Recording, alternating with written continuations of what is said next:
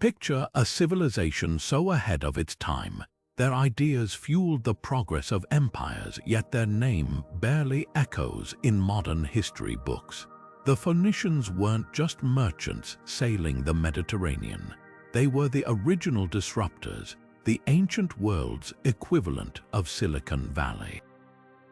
While Egypt built pyramids and Greece perfected philosophy, these unsung pioneers quietly revolutionized daily life with inventions so ingenious they became the invisible foundation of our modern world.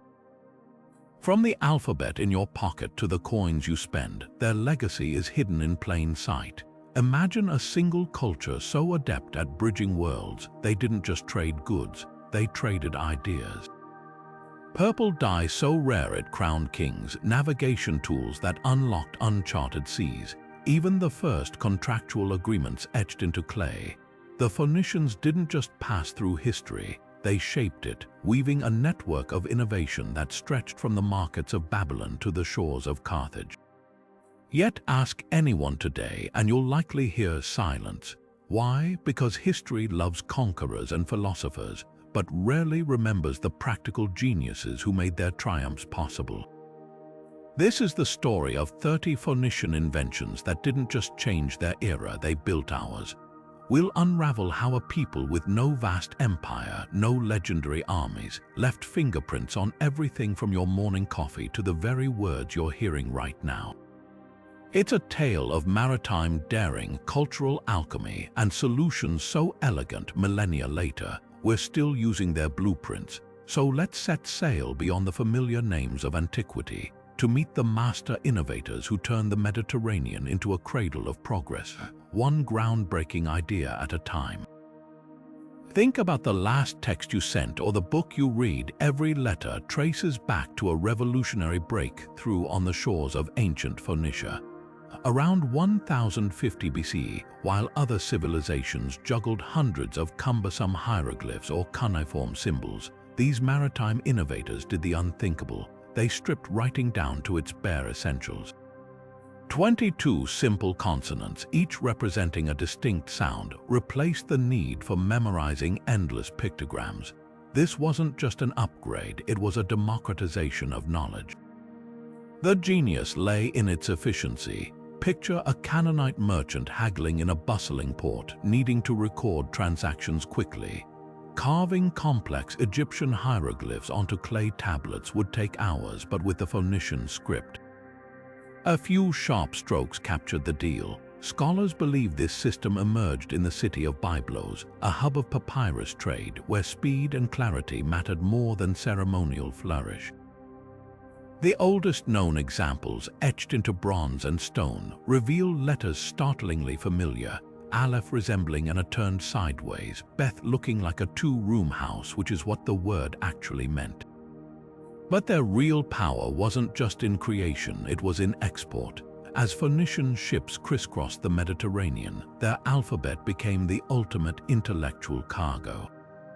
Greek traders in places like Crete adapted it, adding vowels and birthing the script that would later shape Latin. From there, it jumped to Etruscan culture, then Rome, eventually becoming the letters you're reading right now. Even Arabic and Hebrew scripts share this Phoenician DNA. What's astonishing is how accidental this legacy seems. These merchants weren't trying to change the world, they just needed a better way to log shipments and contracts. Yet by solving a practical problem, they unlocked mass literacy. Before the alphabet, writing was the domain of elite scribes. After a tool anyone could learn in weeks. It's no exaggeration to say every novel, street sign, and smartphone keyboard exists because 22 symbols carved 3,000 years ago refused to sink into obscurity. Now imagine a color so rare it took 12,000 sea snails to produce a single gram of dye. A hue so exclusive, Roman emperors decreed only royalty could wear it. This was Tyrian purple, the Phoenicians' most dazzling contribution to the ancient world's palette. Harvested from the mucus glands of spiny murex snails found along the Levantine coast, the process was as revolting as it was brilliant. Workers would crack open the shells, extract the tiny gland, then leave the flesh to rot in vats under the Mediterranean sun. The stench was legendary. Ancient writers described Tyre's dye factories as smelling like death itself, but the result was worth the offense. Unlike vegetable dyes that faded to brown after a few washes, Tyrian purple deepened with time, its rich crimson violet hue becoming more vibrant with exposure to sunlight and salt air.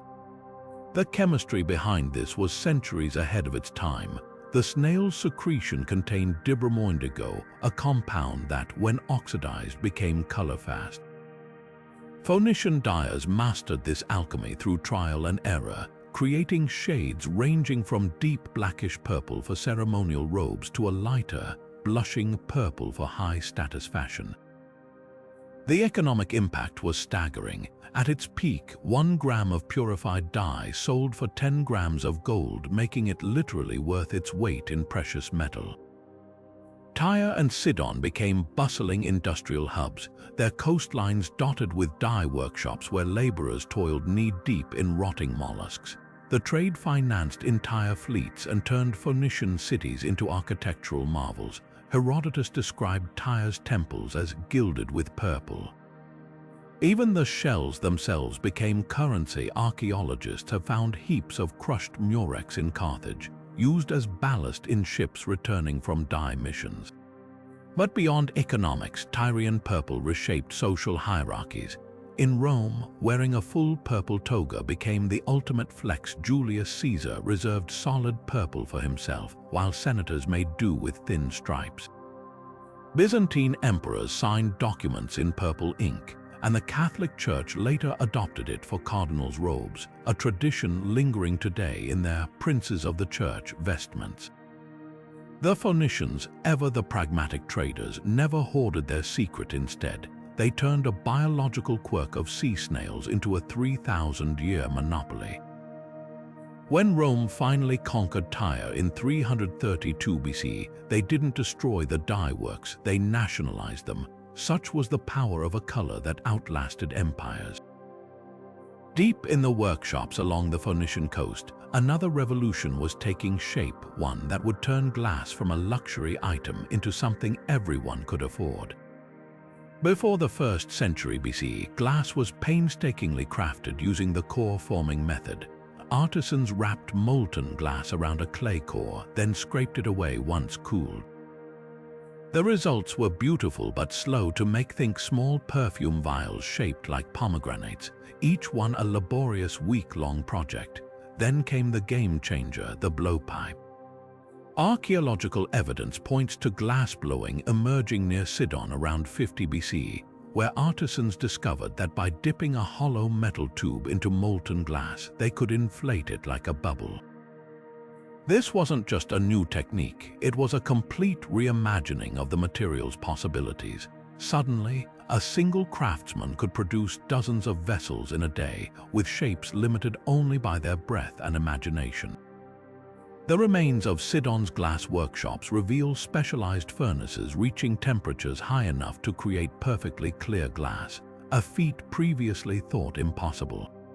The contrast was staggering. Core-formed glass was thick, opaque, and irregular, ideal for tiny precious items. Blown glass, delicate drinking cups, curved perfume bottles, even window panes began rolling out of Phoenician workshops. A 1st century shipwreck off the Italian coast, carrying Sidonian glassware, held cargo so pristine that modern conservators could still see the thumbprints of the artisans pressed into the handles. But the real genius lay in scalability. Phoenician traders set up satellite glass houses from Alexandria to Rome, turning local sand and soda ash into profit. They didn't just sell products, they sold the technology itself, adapting recipes to local materials.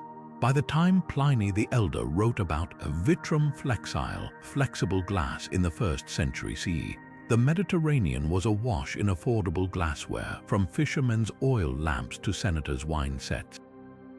The irony, the very transparency they perfected made their contribution invisible today.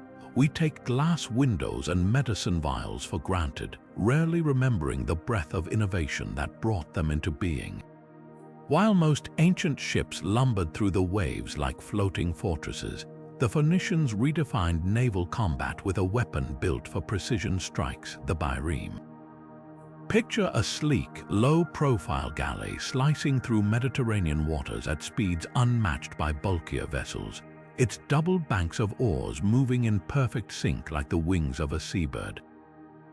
This wasn't just a ship, it was a maritime scalpel designed for one devastating purpose: to outmaneuver opponents and drive its bronze rams straight into their hulls. The secret lay in its layered design. Unlike single-level galleys, the bireme stacked oarsmen on two tiers, with the upper row positioned just far enough outward to avoid clashing with the lower oars.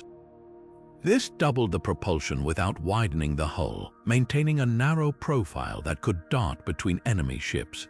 Archaeologists studying wrecks off the coast of Tyre found hulls reinforced with mortise and tenon joints interlocking wooden pieces sealed with pitch, creating a frame so flexible it could withstand the shock of ramming without splintering. And then there was the ram itself, a three-pronged bronze beak weighing nearly half a ton, positioned just below the waterline to punch through planks while keeping the attacking ship from getting lodged in its target. But speed and strength alone didn't make the bireme legendary. It was how the Phoenicians wielded it. Carthaginian admirals, heirs to Phoenician naval tradition, turned these ships into chess pieces on the open sea. During the Battle of Alalia in 535 BC, biremes didn't just clash head-on. They executed the Eclipsed maneuver, slipping between enemy lines before abruptly turning to strike vulnerable sides. Surviving accounts describe them dancing around Sicilian triremes like hawks circling oxen, their crews using grappling hooks to board disabled ships after the initial ramming. What's often overlooked is the logistics behind these warships. Phoenician shipyards prefabricated biremes in numbered sections, allowing assembly in distant colonies, a Bronze Age version of flat-pack furniture. This let Carthage rapidly deploy fleets from Spain to Libya, while rivals struggled to build ships locally. Even the famous Athenian navy eventually copied the design, proving its effectiveness wasn't just in the timber and bronze, but in the minds that conceived it. The bireme's true legacy, it turned naval warfare from a clash of floating battering rams into a lethal ballet of strategy and speed.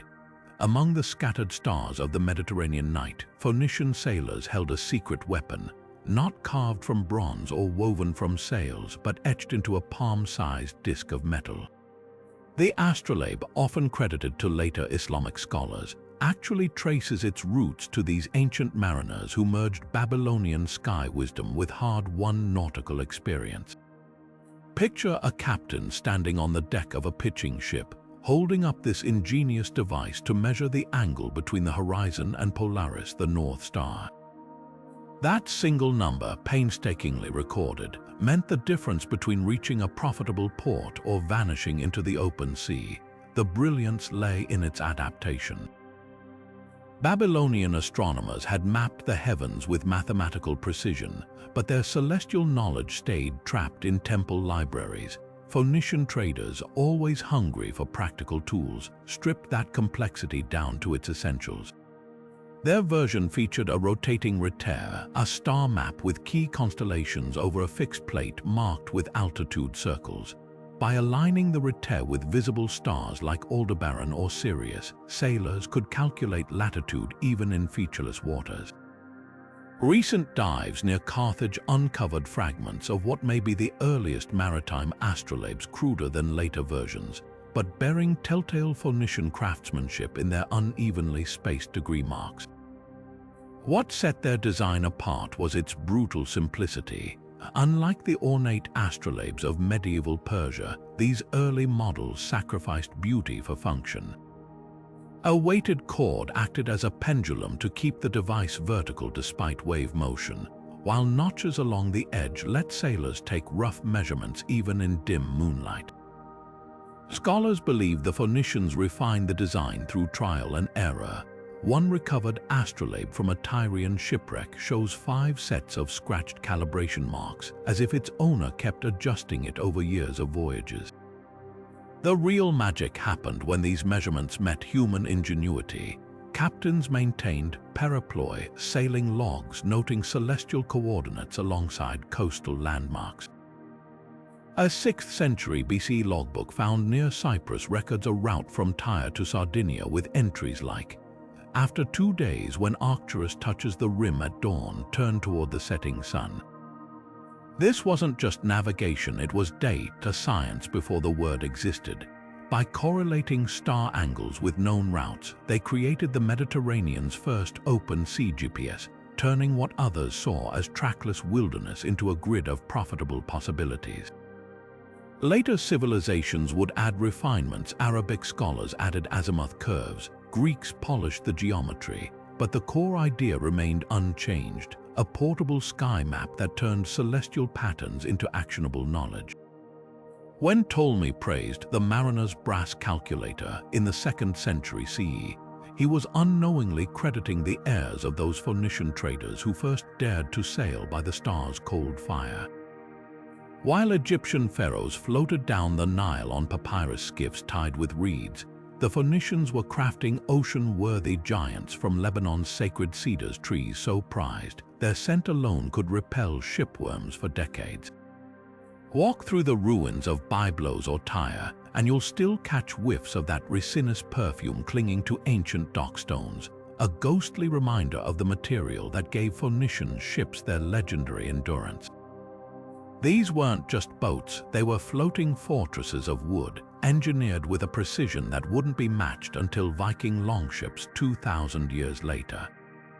The magic started in the forests of Mount Lebanon, where craftsmen selected cedar trunks so straight and tall, Egyptian scribes called them the pillars of heaven. Unlike oak or pine, cedar's natural oils resisted rot even when submerged for years, a critical advantage for ships spending months at sea. Workers felled the trees during the waning moon when sap levels were lowest, then split the logs along the grain to preserve structural integrity. The resulting planks, sometimes over 30 feet long, were left to season near coastal breezes, allowing the wood to stabilize without cracking. Archaeologists examining a shipwreck off Malta found cedar planks that had retained their flexibility after 2 millennia underwater, still releasing that distinctive aroma when scraped. But the real revolution lay in how these planks came together. While other cultures lashed hulls with rope or pinned them with nails, Phoenician shipbuilders invented the mortise and tenon joint, a woodworking technique still used in fine furniture today. Artisans carved trapezoidal projections, tenons, along plank edges, then hammered them into matching slots, mortises on adjacent boards. Dry fitting was never enough. Workers soaked the joints in heated resin until the wood swelled, creating watertight seals stronger than the surrounding timber. Modern engineers testing replicas found these joints could withstand 5 times the stress of nailed alternatives, flexing with waves instead of snapping. The contrast with Egyptian vessels was stark. Papyrus boats, while nimble on calm Nile waters, became waterlogged and brittle in open seas. Herodotus describes Phoenician traders laughing as Egyptian competitors tried to follow them beyond the Nile Delta, their reed hulls unraveling in Mediterranean swells. Phoenician cedar ships, meanwhile, could carry 50-ton cargoes from Gibraltar to the Black Sea without springing leaks. A surviving shipping manifest from Ugarit lists a single vessel transporting olive oil, copper ingots, and 20 live bulls, a payload unthinkable for flimsier designs. What truly set these ships apart was their modularity. Wreckage discoveries reveal standardized tenon sizes across different vessels, suggesting mass production centuries before industrialization. Colonies like Carthage could receive prefabricated joints and plans, then source local cedar to build ships without master shipwrights present. This system let Phoenicia dominate trade routes while rivals struggled with bespoke construction, an ancient precursor to today's globalized supply chains. When the Romans finally crushed Carthage, their first act wasn't to burn the city's libraries, but to confiscate its shipbuilding manuals. Some secrets were too valuable to lose. Beneath the churning waves of a Mediterranean storm, the fate of an entire cargo, sometimes a season's worth of profits, rested on a single piece of technology most sailors never saw until disaster struck. Early anchors were little more than rocks lashed with ropes, crude weights that dragged helplessly across the seafloor as ships drifted toward cliffs or shoals. Then came the Phoenician innovation that turned desperation into control, the iron anchor with flukes. This wasn't just an upgrade, it was the difference between being at the mercy of the sea and mastering it. The breakthrough lay in the flukes, those curved, blade-like projections at the anchor's crown. Unlike smooth stones that might snag on reefs but often skipped over sand, these iron hooks dug into the seabed with mechanical precision. Picture a ship caught in a squall off the coast of Sicily, its crew hurling an anchor overboard. As the iron weight descended, the flukes would hit the seafloor at an angle, then pivot to bury themselves deeper with every tug of the wind, like a farmer's plow biting into soil. Archaeologists studying a 7th century BC wreck near Cyprus found an anchor whose flukes still bore mud stains from its final grip on the ocean bottom, the iron corrosion preserving the exact angle at which it had anchored the vessel centuries ago. But the genius wasn't just in the design, it was in the metallurgy. Phoenician blacksmiths in Tyre perfected a method of forging iron with just enough carbon to make it tough but not brittle, hammering the flukes into tapered points that could penetrate rocky substrates. A recovered anchor from Carthage shows deliberate hammer marks along its edges, evidence of cold working to harden the metal. This wasn't mass-produced. Each anchor was a bespoke tool, its weight calculated based on the ship's size. Small merchant vessels might use 50-pound anchors, while warships carried monsters weighing over 200 pounds. The impact on trade was revolutionary. Before fluke anchors, ships rarely ventured beyond sight of land, forced to beach themselves each night to avoid drifting. Now crews could safely ride out storms in deep water, their ships held fast while competitors' stone anchors dragged helplessly. A Greek historian recounting a Phoenician merchant's journey to Cornwall noted with awe how the crew slept through a gale that smashed 3 Athenian ships ashore, their anchor holding like the hand of Poseidon himself. What's often overlooked is how this invention transformed maritime economics. Reliable anchoring meant ships could carry more cargo, no need to reserve space for multiple stone weights, and travel during riskier seasons.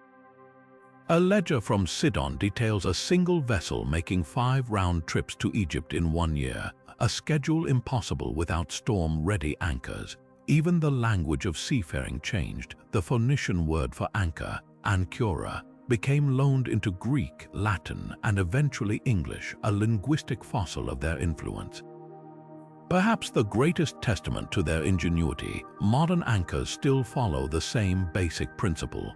The Admiralty pattern anchor used on 19th century warships was essentially a scaled-up Phoenician design, and today's yacht anchors with their pivoting flukes are direct descendants.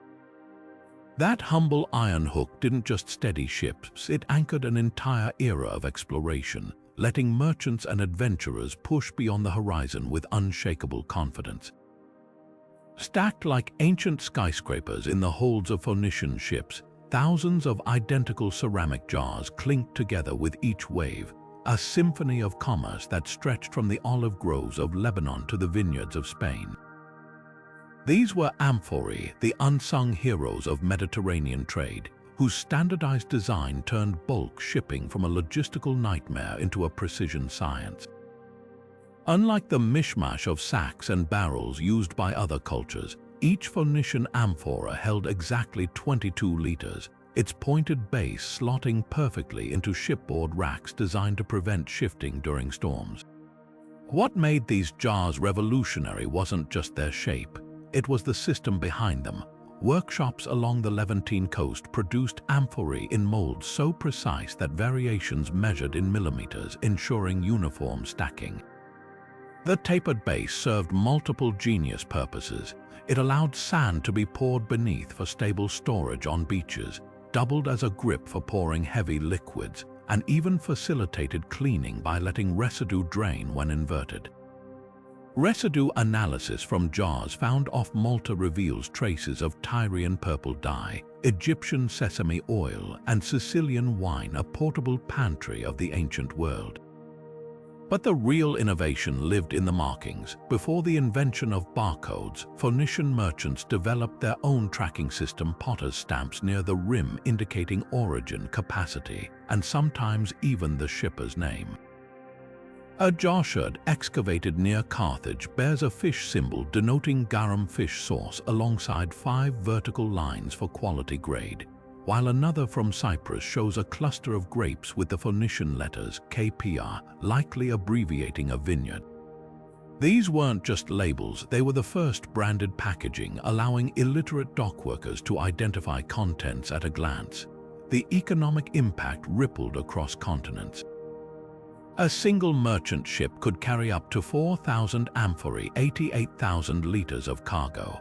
With empties being reused or recycled as construction material, the ruins of Roman walls in Cadiz contain thousands of repurposed Phoenician jars. This created a circular economy where even waste had value. When Rome eventually adopted the system, they standardized amphora sizes based on Phoenician models, proof that good design transcends empires. Perhaps the most telling detail, modern wine bottles still echo the amphora's proportions, that slight bulge near the base, the tapered neck, a 3,000-year-old design whispering through time. Every time you pour from a glass bottle, you're handling the great-great-grandchild of a Phoenician trader's best idea. Picture a ship without a spine, a shallow, flat-bottomed vessel wallowing helplessly in turbulent seas, its planks groaning under the stress of each wave. Now compare it to the Phoenician solution, a razor-thin blade of oak running the length of the hull, slicing through water with the precision of a knife. This was the keel, an innovation so fundamental that modern shipbuilders still call it the backbone of any seaworthy craft. While earlier Mediterranean ships like Egyptian barges or Mesopotamian coracles relied on flat bottoms for stability in calm rivers, Phoenician engineers realized that conquering open oceans required a radically different approach, one that turned weakness into strength. The secret lay in physics. By extending a single, tapered beam from bow to stern beneath the hull, they created a structural axis that distributed stress evenly along the entire ship. Archaeological scans of a 5th century BC wreck near Tyre reveal keels carved from single oak trunks, their grain deliberately aligned with the ship's length for maximum flexibility. When waves hit from the side, earlier flat-bottomed ships would wobble like a leaf in a stream, risking catastrophic rollovers. But a keel-equipped vessel behaved differently. Its deep profile acted like a pendulum weight, swinging back to center after each tilt. Maritime engineers testing replicas found Phoenician designs could withstand 30-degree rolls without capsizing, a life-saving margin in sudden Mediterranean squalls. But the keel's brilliance extended beyond stability. That protruding ridge also functioned as a hydrodynamic wing, cutting through water with minimal resistance. Paintings in Pharaoh Necho's tomb actually show the contrast, Egyptian ships plowing through waves like floating bricks, while Phoenician vessels leave barely a ripple. This efficiency meant keeled ships could carry heavier cargo without sacrificing speed. A merchant manifest from Ugarit lists a single Phoenician ship transporting 5 times the copper ingots of a flat-bottomed competitor, yet arriving 2 days sooner, a competitive edge that reshaped ancient economics. Perhaps most ingenious was how the keel integrated with other innovations. It served as the anchor point for ribs that curved upward like a whale's skeleton, creating a hull both flexible and resilient. Shipwrights would first lay the keel, then steam bend planks around it using the famous mortise and tenon joints, resulting in a monocoque structure far stronger than the sum of its parts. Modern naval architects call this longitudinal strength, but to Phoenician sailors, It was simply the difference between surviving a storm and singing about it in port. The keel's legacy echoes through millennia. Viking longships, Arab dhows, even Columbus's Santa Maria all traced their lineage back to that slender oak spine. Today's massive container ships still rely on the same principle, just scaled up to steel proportions. It's a testament to Phoenician ingenuity that after 3,000 years of naval advancement, their solution remains at the heart of every vessel that dares the deep. Hidden beneath the bustling markets of ancient Carthage and Tyre lay a network of tunnels where the true lifeblood of Phoenician commerce flowed, not gold or spices, but something far more mundane yet revolutionary: standardized weights and measures. While neighboring civilizations used royal cubits based on a pharaoh's forearm or barleycorns as inconsistent as the harvest, Phoenician merchants introduced a system so precise, its echoes still linger in every supermarket scale today. At its heart was the shekel, a unit of weight equal to approximately 11.3 grams, derived not from human whimsy but from something astonishingly consistent: the average mass of 100 dried wheat kernels. The genius was in its universality. Unlike the Egyptian deben, which varied by region from 270 to 91 grams, or Babylonian minas that differed between temples and palaces, Phoenician weights were cast in bronze to identical standards across colonies spanning 3 continents. Archaeologists have dug up shekel weights from Sardinia to Cyprus bearing the same owl emblem of Tyre's mint, their masses deviating by less than half a gram, a tolerance rivaling modern laboratory scales. A merchant in Gadea could weigh out silver for a shipment of tin, knowing his counterpart in Byblos would measure it identically, eliminating haggling over discrepancies. But the system's real power emerged in its subdivisions. The shekel broke down into 24 gerahs, each roughly equivalent to a grain of wheat, allowing precise pricing for everything from bulk olive oil to individual glass beads. Excavations at Septa uncovered a merchant's tablet recording a transaction of 7 shekels, 8 gerahs of purple dye for 32 minas of copper, showcasing this granularity in action. Even more impressive was the talent a massive 60 mina unit, about 30 kilograms, used for taxing ship cargoes. Harbor masters kept stone talents as reference weights, with surviving examples showing where patterns from countless merchants testing their bronze duplicates against the official standard. This metrological revolution transformed Mediterranean trade. Contracts no longer needed lines like measured by the king's cupbearer's scale, because a shekel was a shekel whether in a Tyrian counting house or a Sicilian marketplace. The system proved so reliable that it became the foundation for Greek, Persian, and eventually Roman measurements. Modern pound and kilogram definitions still trace their roots to those bronze weights stamped with Phoenician letters, silent witnesses to the birth of commercial fairness. What's often overlooked is how this standardization enabled financial instruments. Precise weights meant loans could be issued in silver with guaranteed repayment value, and ship shares could be divided among investors down to fractions of a gerah. A clay tablet from Carthage details a voyage where 23 investors each contributed 5 shekels to fund a trading expedition to Cornwall, an early example of distributed risk made possible by mathematical certainty. The Phoenicians didn't just invent consistent measures, they built the scaffolding for capitalism itself. While most ancient cultures treated accounting as temple scribbles tracking royal tributes, the Phoenicians were perfecting something far more consequential: the contractual agreement. Picture a sun-baked courtyard in Carthage where a ship captain and spice merchant kneel over a clay tablet, pressing their seals into the soft surface beside columns of precise Phoenician script. This wasn't just a receipt. It was a legally binding contract specifying delivery dates, quality standards, even penalty clauses for late arrivals. Discoveries at the port of Kishon reveal agreements so detailed they'd feel familiar to modern lawyers, including one that stipulates, if the monsoon delays the ship beyond 2 moons, half payment shall be withheld unless the crew produces witnesses from another vessel. The innovation lay in enforceability.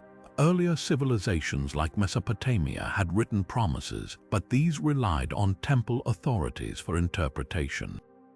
Phoenician contracts introduced three game-changing elements: standardized clauses, third-party witnesses, and most crucially, arbitration procedures.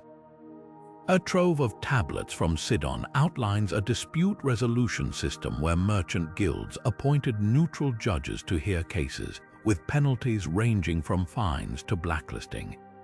One particularly vivid record describes a linen trader forced to publicly apologize and refund double payment after delivering fabric that, when held to the sun, showed more holes than cloth. These weren't merely business tools, they were risk management instruments. By assigning liability upfront, contracts enabled ventures that would otherwise be unimaginable. A ship could sail for Cornwall's tin mines with 70% of its cargo prepaid by Mediterranean buyers, the captain carrying clay contracts redeemable upon delivery. The famous Ulubur shipwreck yielded such documents preserved in waterproof wax cases, including a contract for 10 talents of copper to be delivered unto the house of Baal Shamar in 60 days. Modern carbon dating proves the copper ingots matched the contract's origin stamps, an ancient version of supply chain tracking. Perhaps the most striking legacy is how these contracts crossed cultural lines. A bilingual Phoenician-Etruscan contract found in Sardinia shows both parties using standardized terms for penalties and force majeure, suggesting an international commercial law. Even Herodotus grudgingly admitted Phoenician traders were more trusted than princes because their contracts carried weight from Egypt to Iberia. In an era where most deals relied on tribal honor or royal decrees, these clay tablets created something radical, a world where your word followed you farther than your sword ever could. Every oar stroke in a Phoenician warship was a masterpiece of biomechanical efficiency, thanks to a deceptively simple invention, the fixed toll pin. Unlike earlier civilizations that simply tied oars to gunwales with rope, causing friction and wasted energy, Phoenician shipwrights carved vertical wooden pegs along the hull at precise intervals. These unassuming protrusions transformed rowing from an exhausting slog into a synchronized dance of power and precision. Picture an oarsman in a Phoenician bireme. As he pulls, the loom of his oar presses against the toll pin's forward edge, converting every ounce of muscle into forward motion.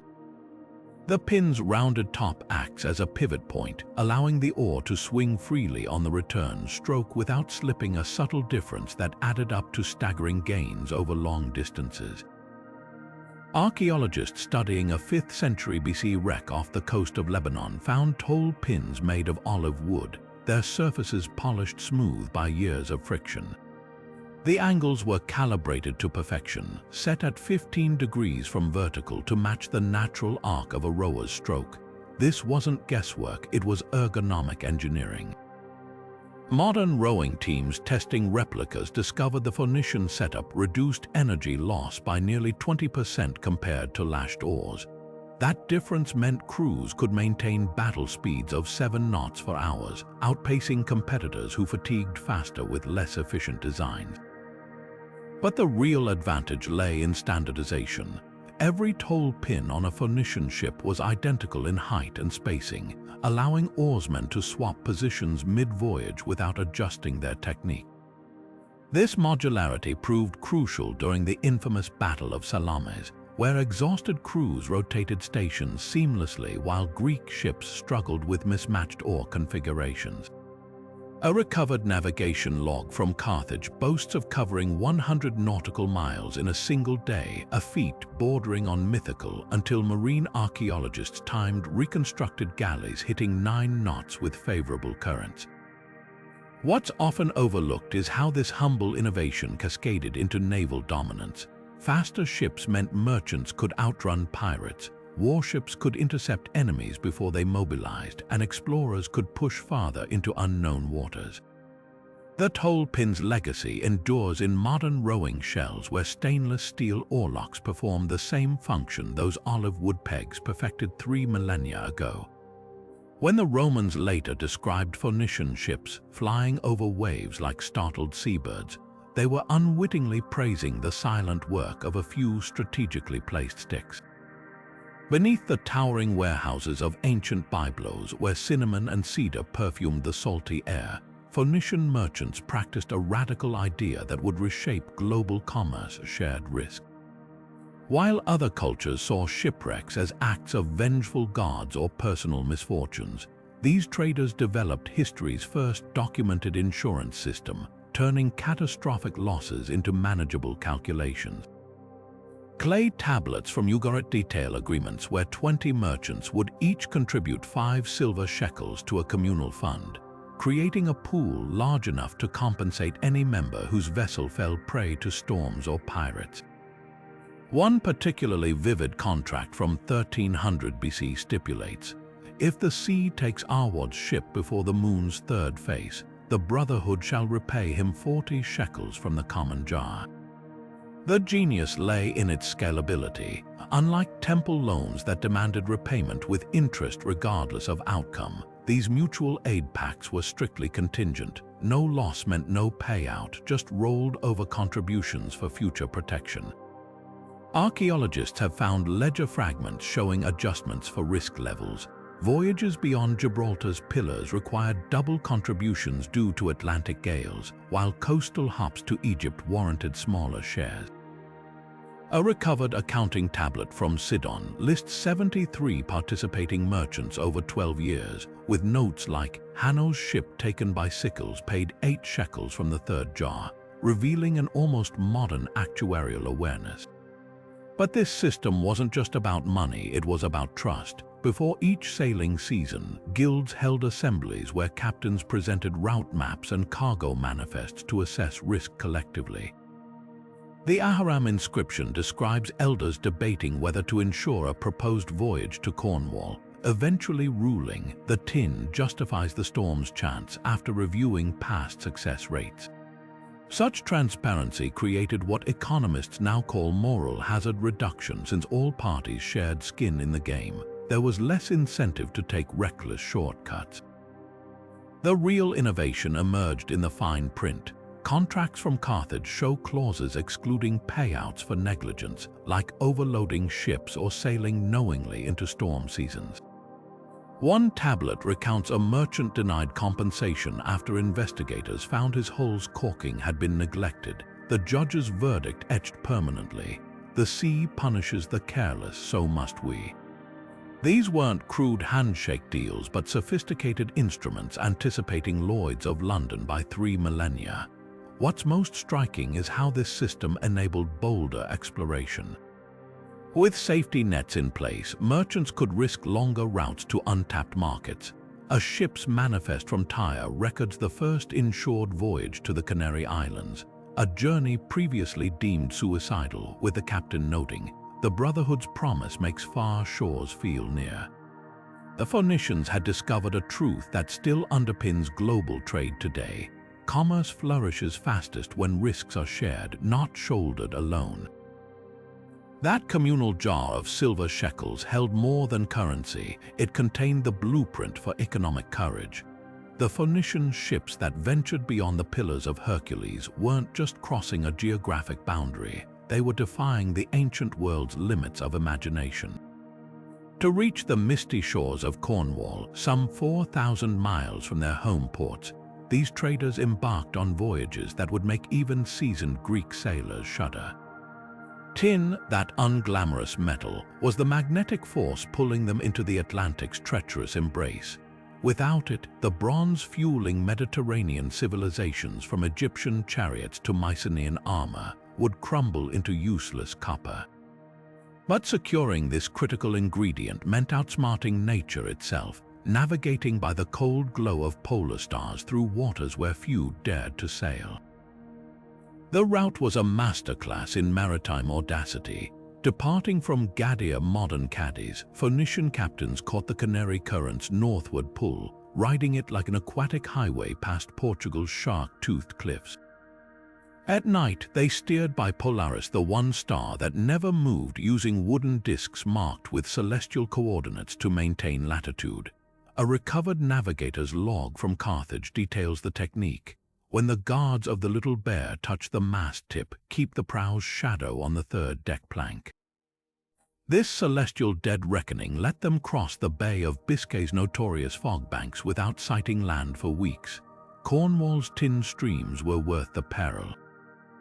Unlike Mediterranean tin sources that yielded pebbles, Britain's alluvial deposits produced ingot-sized nuggets so pure they required minimal refining. Excavations at Mounts Bay reveal Phoenician trading posts where bronze scales weighed tin against standardized shekel weights, with one tablet recording 30 minas for 50 jars of Tyrian wine. The locals, awed by Phoenician glass beads and purple cloth, called these dark-haired traders the metal men from where the sun rests. Monopolizing this route demanded more than nautical skill, it required psychological warfare. To deter competitors, Phoenician captains spread tales of sea monsters beyond Gibraltar and deliberately wrecked their oldest ships along Iberian coasts as grim warnings. A Greek merchant's account fumes about being misdirected to islands of cannibals when asking about tin sources. The ruse worked for centuries. Herodotus's map of Europe shows Britain as a phantom island labeled the Tin Land known only to Tyre's sons. The prophets reshaped Mediterranean power dynamics. A single Phoenician round trip could yield a 200% return, financing entire fleets.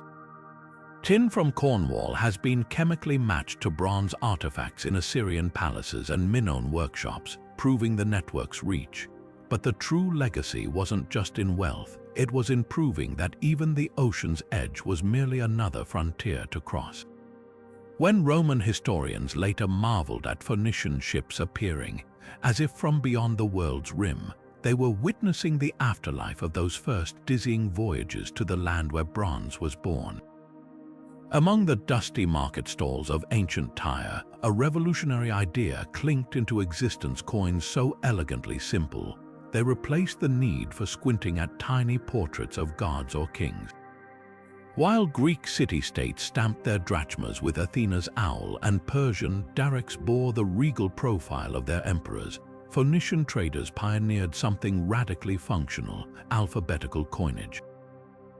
These weren't just pieces of metal, they were the world's first monetary barcodes, where a single Phoenician letter could convey an entire transaction's worth of information at a glance. The system's brilliance lay in its minimalist design. Early 5th century BC coins from Tyre's mint flaunted just two elements: a weight mark indicating value and a single Phoenician character denoting origin. A surviving silver shekel bears the letter T, Tor for Tyre, its angular lines echoing the city's towering sea gates, no elaborate iconography required. Archaeologists have found similar coins stamped with S for Sidon and G for Byblos scattered across Mediterranean shipwrecks, their uniformity suggesting a coordinated monetary network. But why letters instead of images? The answer lies in Phoenicia's mercantile soul. Unlike kingdoms using coins as propaganda, Tyrian traders prioritized speed and clarity. A dockworker unloading amphorae in Carthage could instantly recognize a letter 10900 Aleph coin from Arwad without deciphering some ruler's stylized profile. This efficiency turbocharged commerce. Ledgers from Kos show Phoenician ships settling deals 3 times faster than Greek competitors, bogged down by verifying various city-state coin designs. The real innovation, though, was how these letters bled into modern finance. Those Phoenician characters didn't just label coins, they evolved into monetary symbols we still use today. The letter 1090C, mem representing mina weights, morphed into the Greek mu for monitor, ancestor of our dollar sign's vertical strokes. Even the shekel's letter 10914 shin survives in the /s abbreviation on modern contracts. A coin hoard from Rhodes contains a Tyrian shekel repurposed by Greek traders who scratched delta ochai drachma beneath its original letter, a proof of how widely this system was adopted. What sealed its dominance was forgery resistance. Phoenician mints added subtle anti-counterfeit touches, microscopic notches on certain letter strokes or intentional asymmetries in character shapes. A 4th century BC forgery attempt unearthed near Athens used a crude letter 10915 tor, but the missing crossbar's telltale curvature gave it away. This alphanumeric approach was so effective that Alexander the Great later copied it for his empire-wide currency, replacing Phoenician letters with Greek but keeping the same functional spirit. The legacy of these coins hides in plain sight. Next time you glance at a price tag with a $, or transfer digital funds labeled with alphanumeric codes, you're witnessing the afterlife of Tyre's alphabetical revolution, where commerce chose clarity over artistry and changed how the world counts its wealth forever. Standing on the limestone quays of ancient Carthage, even Roman invaders had to grudgingly admire what they saw: not a natural bay blessed by the gods, but a staggering feat of human engineering that turned open coastline into the ancient world's most sophisticated trading hub. The Phoenicians didn't just use harbors, they invented the very concept of a port as we know it, transforming chaotic anchorages into precision instruments of commerce. At Carthage, twin circular basins, one for merchant ships, another housing 200 war galleys, were carved entirely by hand, their concentric rings protected by stone breakwaters so massive, storms that wrecked other cities barely rippled their waters. What set these harbors apart was their defiance of nature. While Greek cities relied on lucky geography, sheltered coves, or deep river mouths, Phoenician engineers created harbors where none existed. At Sidon, they dredged channels through shallow seabeds, using a system of wooden cranes and basket pulleys to remove thousands of tons of sand. Recent core samples reveal layers of compacted rubble beneath the harbor floor, deliberate reinforcement against silting. The breakwater's curved design, a crescent facing prevailing winds, dissipated wave energy so effectively that modern simulations show it reduced storm surges by 70%. But the real genius lay beneath the surface. Divers exploring Carthage's naval harbor found something astonishing: submerged stone docks with carved grooves for ship hulls, allowing vessels to load and unload without anchoring. This wasn't just convenience, it meant a merchant ship could empty its cargo of Spanish silver and reload with Egyptian linen in less than a day, a turnaround time rivaling modern ports. Ancient records from Ugarit describe Sidon's harbor handling 300 ships simultaneously, their arrivals and departures timed like a waterborne symphony. The economic impact was staggering. Natural bays like those at Athens or Corinth might host 50 ships at random intervals.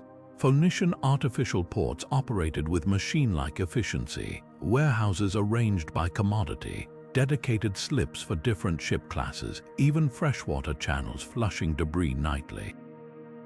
A recovered customs tablet from Carthage lists 7 Cypriot copper ships at Dock 8, 2 Tyrian purple ships at Dock 3, showing military-grade organization. These weren't just docks, they were the ancient equivalent of container terminals, moving more cargo in a season than entire nations traded in a decade.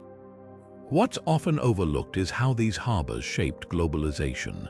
The dredged channels allowed deeper draft ships from distant lands, Greek grain carriers, African ivory transports to dock side by side. A single Carthaginian wharf might hold amber from the Baltic, tin from Cornwall, and silk from China, all inventoried in triplicate on waterproof papyrus. When archaeologists uncovered Sidon's harbor archives, they found bills of lading in 12 languages, proof that engineered ports didn't just facilitate trade, they created the first networked economy. The legacy echoes in every modern mega-port. The breakwater design pioneered at Tyre inspired Alexandria's famous harbor, while Carthage's dual basin layout became the blueprint for Constantinople's Golden Horn.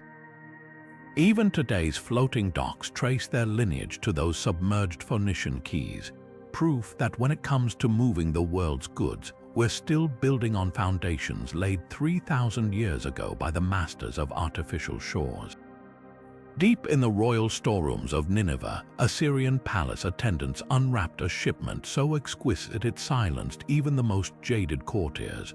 A throne of Lebanese cedar, its arms and back shimmering with thousands of ivory inlays depicting leaping stags and palm trees. This wasn't just furniture, it was a political statement carved in wood and tusk, proof that while empires might rise and fall, Phoenician artisans held the monopoly on luxury. The same hands that built merchant ships capable of crossing oceans also mastered the delicate art of transforming elephant tusks from African jungles into millimeter-thin veneers that danced with light. The process began in workshops along the Syrian coast, where craftsmen developed a technique called wafering, slicing ivory into sheets thinner than papyrus using bow saws with jeweled teeth. A single tusk could yield 30 decorative panels, each polished with crushed pumice until it glowed like moonlight. Excavations at Sidon's artisan quarter reveal unfinished throne legs still clamped in vices, their surfaces etched with intricate geometric patterns, guide marks for inlaying ivory, ebony, and even gold wire. The most prized pieces incorporated living ivory, cut from fresh tusks to retain a pearlescent sheen that darkened elegantly with age.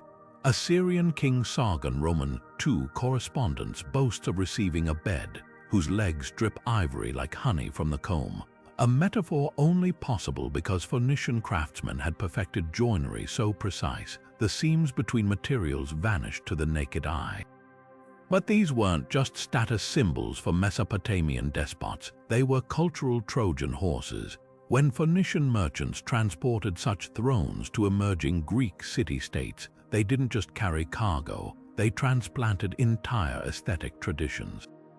A Euboean chieftain's tomb from the 8th century BC contained a near-identical replica of an Assyrian-style chair, its ivory inlays copying Phoenician patterns down to the characteristic fleeing gazelle motif. Archaeologists can trace the spread of furniture styles like tracking trade winds. First Cyprus adopts the lion paw-foot design, then Crete, then mainland Greece, each adaptation adding local flourishes. The real game changer was modular construction. Phoenician workshops prefabricated furniture components, turned legs, inlaid panels, ivory rosettes for assembly abroad, the ancient equivalent of flat-pack IKEA. A shipwreck off Malta held crates of disassembled stools labeled in Phoenician script, front legs olive wood for the House of Baal Hammon.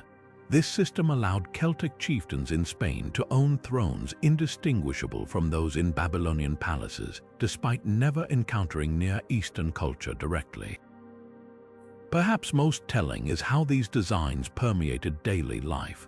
While Assyrian kings hoarded ivory furniture in private chambers, Phoenician traders democratized the aesthetics.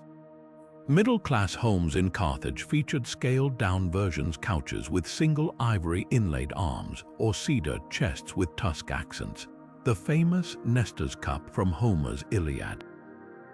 Its description matches excavated Phoenician drinking sets found in Sardinia, proving even epic poetry borrowed from their design catalogue. When Roman conquerors later ransacked Carthage, they spared the furniture workshops, not out of mercy, but because the artisans were too valuable to kill.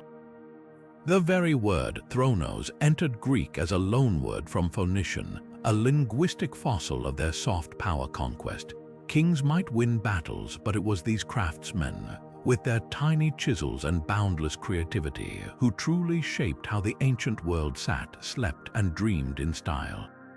Hidden beneath the sandy floors of ancient Sidon's workshops, archaeologists uncovered something astonishing: rows upon rows of identical molds, each designed to churn out thousands of glass paste beads in a single firing. These weren't the painstakingly crafted lapis lazuli amulets reserved for pharaohs or the heavy gold collars of Mesopotamian royalty. The Phoenicians had cracked the code of mass-produced glamour, turning adornment from an elite privilege into something a fisherman's wife could wear to market. The innovation lay in their glass paste technique, a clever alchemy of crushed quartz, plant ash, and mineral pigments that mimicked precious stones at a fraction of the cost. Workers would pour the molten mixture into carved stone molds shaped like scarabs, lotus flowers, or the ever-popular Eye of Tanit, then fire them in kilns capable of holding hundreds at once. Excavations at Scepter revealed entire industrial quarters where streets were paved with discarded bead molds, their repeating patterns evidence of staggering output. A single workshop's debris pile contained over 30,000 failed beads, proof that even rejects outnumbered the total jewelry production of most contemporary cultures. But the real revolution was in distribution. These beads didn't just stay in Phoenician cities, they traveled farther than most people ever would. From Egyptian peasant graves to Celtic chieftains' hoards, identical glass paste scarabs surface across 3 continents, their chemical fingerprints tracing back to Tyrian workshops. A necklace found in a Sardinian shepherd's burial used the same cobalt blue, date palm beads as one discovered in a Theban noblewoman's tomb, suggesting something radical. For the first time, social status didn't dictate access to beauty. Gold filigree followed the same democratizing path. While other cultures reserved intricate wirework for royal crowns, Phoenician artisans developed tiny tongs and draw plates that could produce gossamer thin gold threads by the meter. Tomb paintings show workshops where apprentices cranked hand-operated presses, spooling out delicate strands that masters would twist into spirals resembling honeysuckle vines or sea waves. The genius was in modular design. A single craftsman could produce hundreds of identical floral elements in a morning, then solder them into custom pieces by afternoon. What's striking is how these affordable luxuries transformed daily life. A merchant's ledger from Carthage lists 100 bead strings for the baker's daughter's wedding, while a recovered ship's manifest details crates of eye beads bound for Etruscan middle-class markets. Even slaves wore glass paste amulets. Excavations at Pompeii pre-eruption revealed Phoenician-style beads in servant quarters. This wasn't just commerce, it was a quiet social rebellion, proving that self-expression didn't require noble blood, just a few coins and an eye for style. The legacy lingers in our own jewelry boxes. Those eternity rings with repeating patterns, direct descendants of Phoenician wirework techniques, the cubic zirconia stones mimicking diamonds. A 3,000-year-old idea reborn. By turning craftsmanship into an industry, these ancient innovators taught the world that luxury isn't about rarity. It's about making beauty accessible enough to weave itself into the fabric of everyday life. While Egyptian vintners stained their feet purple stomping grapes in shallow stone basins, Phoenician wine merchants were engineering a revolution, a wooden screw press capable of squeezing every last drop from their vineyards. The difference wasn't just in cleanliness, it was in economics. Where foot treading recovered barely half a grape's juice, Phoenician presses extracted over 80%, turning what was once waste into profit. Excavations at Scepter uncovered stone basins with threaded grooves, the earliest evidence of this technology, where workers would twist a massive wooden screw down onto linen-wrapped grapes, the pressure so intense it could crack pomegranate seeds mixed in for tannins. The genius lay in its scalability. Unlike labor-intensive treading requiring dozens of workers, a single screw press operated by 2 people could process an entire vineyard's harvest in days. A Carthaginian agricultural manual details yields jumping from 500 amphorae per acre to nearly 900 after press adoption. But the real innovation was portability. These presses disassembled into compact components perfect for colonial expansion. When Phoenicians established vineyards in Sicily and Sardinia, they didn't just bring cuttings, they shipped pre-carved screw presses, ensuring identical production standards from Tyre to Tunisia. This mechanization transformed Mediterranean trade. Egyptian wine, often cloudy with foot treaders' debris, spoiled within months, while Phoenician press-filtered vintages could age for years. Shipwrecks like the Marsala Punic wreck held amphorae stamped with press marks quality guarantees that commanded premium prices. Greek poets mocked Phoenician merchants for selling the very shadows of grapes, unaware they were witnessing the birth of industrial-scale viticulture. The press's legacy ripened far beyond commerce. By standardizing wine production across colonies, Phoenicians created the first recognizable brands in history: Sidonian dry reds, Tyrian honeyed whites, each with characteristic flavors from controlled pressing techniques. Modern winemakers still use hydraulic versions of those ancient screw principles, proving some technologies age as gracefully as the wines they create. The streets of ancient Tyre didn't just smell of salt and fish. They reeked of progress. Walk through the textile districts in the city's southern quarters, and your eyes would water from the choking fumes rising from vats of simmering dye. This wasn't just cottage industry. It was history's first large-scale chemical production line, where raw wool went in one end and emerged days later as crimson, saffron, or the legendary Tyrian purple. Roman geographer Strabo complained the stench could be smelled 15 stades out to sea, comparing it to 1,000 rotting shellfish left in the sun, an occupational hazard Phoenician dyers accepted as the price of monopoly. The factories operated with brutal efficiency. Workers sorted raw fleece into graded piles based on fiber thickness, coarse wool for cheap colors, fine merino-like strands reserved for precious purples. Excavations reveal stone channels directing seawater into the district, used both for washing and for the critical mordant baths that helped dyes bind to fibers. But the real spectacle unfolded in the dye houses, where rows of lead-lined vats boiled with organic cocktails, madder root for reds, crushed pomegranate rinds for yellows, and of course, those infamous murex snail glands for purple. A single workshop could process enough wool in a month to clothe an entire city with leftovers for export. Romans weren't just complaining about the smell, they were documenting an early case of industrial pollution. Chemical analysis of sediment layers in Tyre's harbor shows startling concentrations of heavy metals like tin and copper, byproducts of the mordant process. The shells themselves became a disposal nightmare. Archaeologists have found mounds of crushed murex 30 feet high ringing the city, some repurposed as road filler. A petition from Tyrian residents preserved on a clay tablet begs the city council to move the dye vats upwind, noting that the wives of the merchants cough blood by winter's end. Yet for all its noxious side effects, this industry birthed textile innovations we still use. The Phoenicians perfected the double-dip method, immersing wool first in mordant, then dye-creating colors that retained vibrancy through countless washings. They also developed pattern dyeing using wax-resist techniques centuries before batik, wrapping threads in waxed linen to create intricate stripes and checks. A surviving cloak from Carthage, now in the Louvre, shows 20 distinct shades of blue achieved through layered dye baths, a masterclass in chromatic chemistry. What's often forgotten is how these factories shaped social mobility. Skilled dyers could rise from slavery to riches. One inscription commemorates a former bondman who became Purpurarius, purple dye master, to the king of Sidon. Women played unexpected roles too. Ledger tablets list female overseers managing entire dye houses, their pay equal to male counterparts. The stinking vats of Tyre didn't just color fabric, they dyed the very fabric of society, proving that industry could be as transformative as any conqueror's sword. Modern fashion owes these malodorous pioneers an unlikely debt.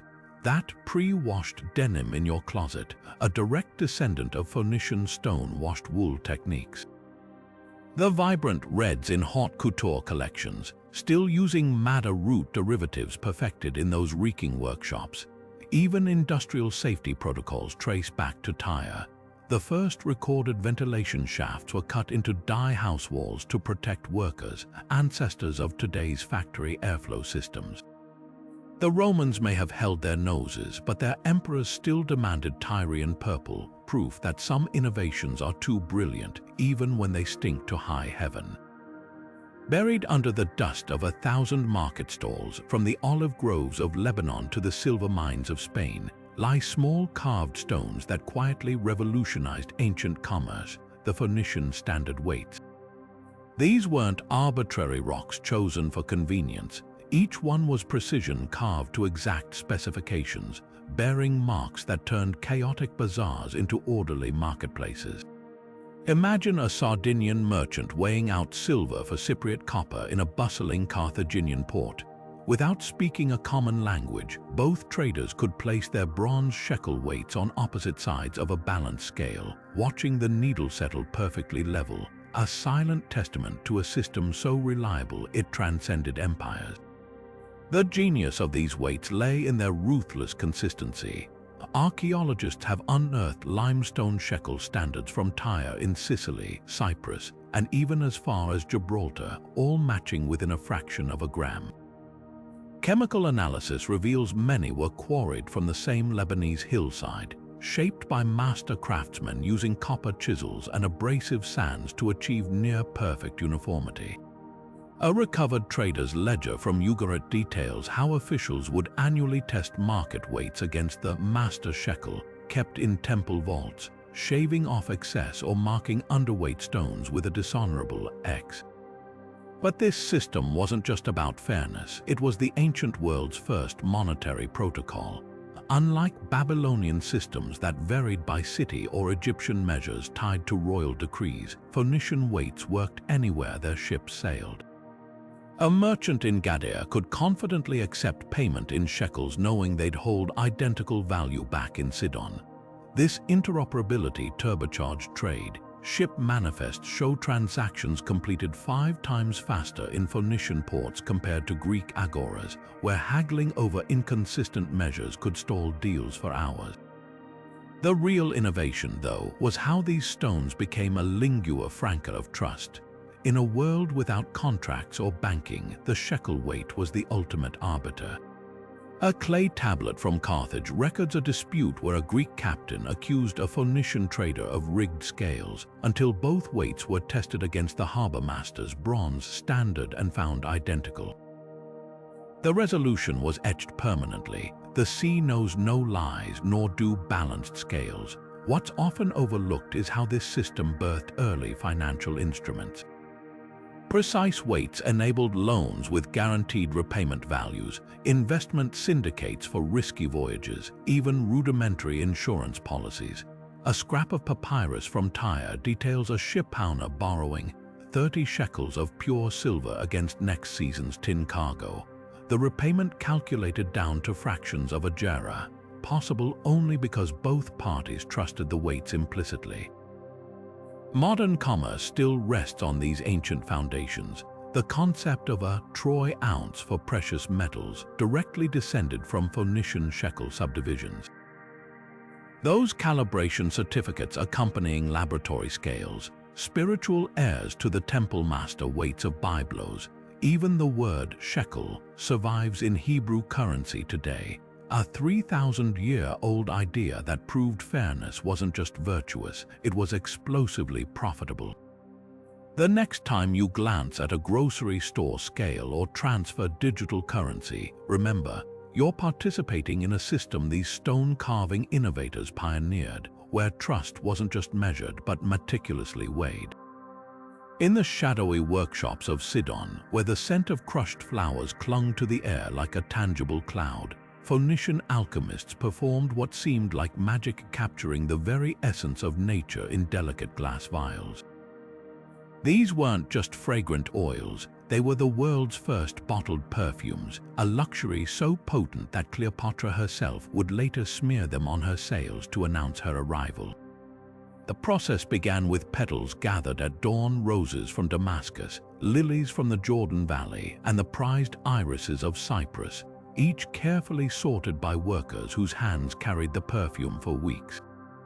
But the real revolution happened in the distilling rooms, where Phoenician craftsmen adapted Egyptian copper alembics into something far more precise. Unlike the crude clay stills used for medicinal extracts, Sidonian glassblowers created specialized flasks with elongated necks and coiled cooling tubes, allowing steam to condense into pure aromatic essence. A recovered alchemist's notebook from 1300 BC details the painstaking layers: 7 parts jasmine to 3 parts myrrh, steeped in sesame oil for 40 days, then heated over ashes no hotter than a dove's egg. The result, liquid so concentrated, a single drop could fragrance an entire courtyard, a stark contrast to the weak floral infusions other cultures dabbed on their wrists. The packaging was as innovative as the contents. Glassblowers in Sidon perfected thumb-sized amphorae with conical stoppers, their interiors coated with molten beeswax to prevent evaporation. Excavations at the Perfumer's Quarter revealed shattered vials still emitting faint whiffs of cinnamon and spikenard after 3 millennia. What set these apart was their portability. Unlike Egyptian perfume cones that melted in the heat, Phoenician bottles could survive months at sea. A shipwreck off Malta held a cargo of intact vials labeled in minute script. For the Lady of Byblos, 10 vials of lotus blend to be opened only at the full moon. But the true mastery lay in their understanding of scent chemistry. While others simply crushed flowers in oil, Sidonian perfumers layered base, middle, and top notes like musical chords. Residue analyzers show complex formulas: amber and oak moss as fixatives, citrus peels for brightness, even rare seaweed extracts to mimic ocean breezes.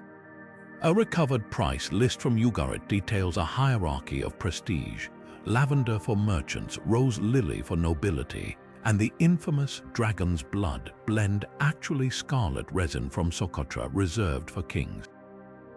The economic ripple was staggering. These tiny bottles became the ancient world's status symbols, traded weight for weight with silver.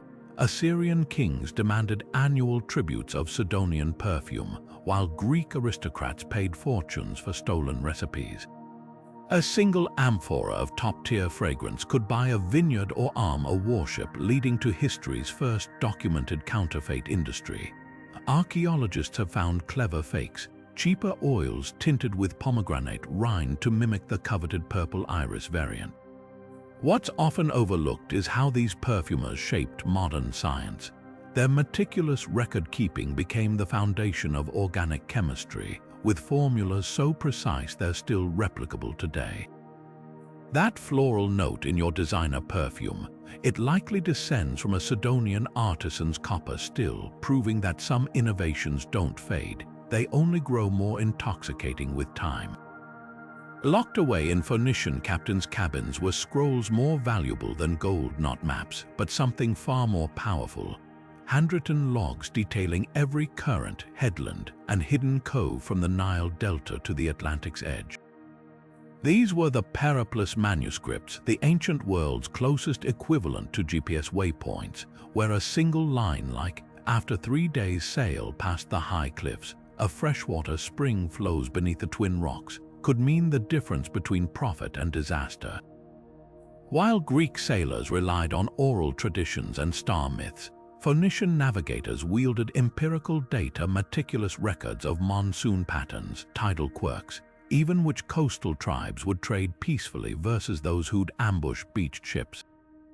A recovered 5th century BC periplus from Carthage lists over 200 Mediterranean anchorages by their Phoenician names, each annotated with symbols indicating water depth, prevailing winds, and local commodities, a masterclass in mercantile espionage. The brilliance of these manuals wasn't just their detail, it was their secrecy. Written in cramped, vowel-less Phoenician script to deter prying eyes, they circulated only among trusted captain dynasties. A father would spend years updating his periplus with marginal notes like, "The sandbar here shifts westward in autumn," then bequeath it to his son like a sacred text. The famous Hanno the Navigator manuscript describing a voyage down Africa's west coast contains deliberate errors, fabricated landmarks, and exaggerated distances likely to mislead competitors. Archaeologists comparing Phoenician and early Greek periploi found entire passages copied verbatim, but with critical omissions, where the Phoenician version noted a bay safe from easterlies behind the crooked promontory. The Greek copy reads only a bay. What made these documents revolutionary was their hybrid approach. Blending celestial navigation with earthy pragmatism, entries might begin with stellar coordinates like when Arcturus aligns with the mast tip, then abruptly shift to look for the village where they sell good figs cheap. A fragment from Tyre details how to exploit the Libxio wind's summer veering to shave 2 days off a Sicily run, while another warns of autumn squid migrations that could clog oars near Sardinia. This wasn't just sailing, it was applied oceanography centuries before the discipline existed. The economic impact was catastrophic for competitors. While Greek merchants cautiously coast-hopped, Phoenician captains cut straight across open water using periplous documented currents like the Tyrian highway, a north-flowing stream that slingshot ships from Carthage to Crete in half the time. A recovered Athenian merchant's lament scratched onto pottery complains, "The Phoenicians sail as if Poseidon whispers in their ears while we creep like crabs along the shore." When Rome finally seized Carthage libraries in 146 BC, the first scrolls they copied weren't epic poems. They were periploi. The surviving Ravenna cosmography, a Roman naval guide, still carries Phoenician place names beneath Latin overwriting like palimpsests of stolen knowledge. Modern navigation charts, with their soundings and tide tables, are direct descendants of those Phoenician scrolls, proof that the real treasure wasn't in the ship's holds, but in the handwritten wisdom that made those holds overflow. On the decks of Phoenician ships, the babble of languages would have made Babel seem orderly, Egyptian oarsmen chanting work songs in Coptic, Greek navigators arguing star positions in Doric dialect, and Canaanite merchants haggling over prices in a pidgin that became the Mediterranean's first trade creole. This wasn't just manpower logistics, it was a floating experiment in multiculturalism centuries before the word existed. While other empires conscripted homogeneous crews from conquered peoples, Phoenician captains actively recruited specialists regardless of origin. A recovered crew manifest from a 9th century BC wreck lists 27 names with ethnonyms: Hanno the Libyan, Demetrios the Cycladian, Nak the Blacklander, each assigned roles matching their homegrown expertise. Egyptian sailors raised on Nile currents took night watches for shifting sandbars. Greeks from Crete, inheritors of Minoan star lore, handled celestial navigation. And those sea people mercenaries, with their uncanny ability to smell land before it appeared on the horizon, they got bonuses for spotting islands through fog. This diversity wasn't accidental, it was institutional. Phoenician shipowners pioneered what modern corporations would call skill-based hiring. Clay tablets from Ugarit's docks detail wages paid in silver shekels standardized across nationalities. To Pirhos the Rhodian for rigging repairs, 7 shekels, to Moriah the Chemite for net mending, 5. The fairness was radical for its time. A Greek sailor's contract found in Sicily guarantees the same injury compensation whether wounded by Sicanian spear or Tyrian hook. Such equity created fierce loyalty. An inscription in Carthage's Tophet cemetery commemorates a Greek helmsman who chose Phoenician burial rites, declaring in fractured Punic, "I sail with Baal's children until the sea drinks the sun." The cultural spillover transformed Mediterranean societies. On long voyages, Egyptian physicians taught Greeks herbal remedies using Phoenician translated herbals. Luvian cooks from Anatolia introduced sesame and saffron to Iberian ship stews, creating early fusion cuisine. A cooking pot excavated off Malta contained fish bones scored with North African spicing marks alongside Greek olive pits, a microcosm of galley globalization. Even language evolved. The word dragon entered Greek as drakon via Phoenician tannin, borrowed during shared watches against sea snakes, but the real legacy was intangible. When these crews disembarked, they carried hybrid worldviews, A Cypriot sailor might explain Egyptian afterlife beliefs to his Sicilian lover. A Libyan deckhand could demonstrate Nubian fishing traps to Sardinian children. The famous Nokoti stele, erected by Greek and Phoenician merchants in Egypt, bears inscriptions in 3 scripts celebrating shared gods, a Stone Age UN proclamation. Rome later claimed credit for cosmopolitanism, but it was these Phoenician decks that first proved diversity wasn't just moral, it was profitable. A ship that blended Greek astronomy, Egyptian medicine, and Levantine tradecraft could outmaneuver, outsell, and outthink homogeneous competitors. Modern crew rosters from Singapore to Rotterdam still follow that ancient blueprint. Assemble the best minds regardless of origin and let the ocean do the rest. Beneath the sunlit waves of the Mediterranean, where modern divers rely on high-tech tanks and neoprene suits, the earliest underwater archaeologists worked with nothing more than a handful of hollow reeds and sheer lung power. Assyrian palace reliefs from the 8th century BC depict these pioneering salvage crews, likely Phoenician divers hired to recover treasures from sunken ships, breathing through long tubes while their bare hands groped through silt-clouded water. One particularly vivid carving at Nineveh shows 2 divers in loincloths, one clutching a marble statue while his companion surfaces with an amphora, their reeds bobbing like slender periscopes in the current. These weren't just swimmers, they were the first aquanauts to turn shipwrecks into open-air museums. The technique was as ingenious as it was perilous. Divers would chew olive oil to create a thin coating over their teeth, countering the paralyzing effects of cold water on the jaw.